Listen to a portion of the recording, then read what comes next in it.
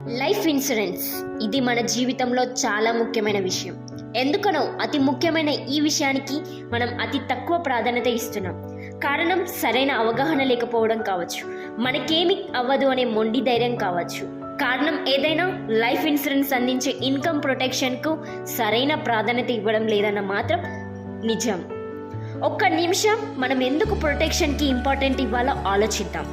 మనం ఉపయోగించే ప్రతి వస్తువుకు ఏదో విధమైనటువంటి ప్రొటెక్షన్ మనకి ఖచ్చితంగా ఏర్పాటు చేస్తూనే ఉన్నాం.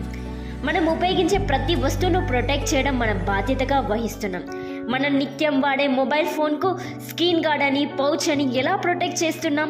కింద పడితే పగిలిపోతుందని ఎంతో జాగ్రత్తగా కాపాడుకుంటున్నాం. అంతెందుకు మనం టీవీ రిమోట్ని ప్రొటెక్ట్ చేయడానికి ఒక కవర్ వాడుతున్నాం.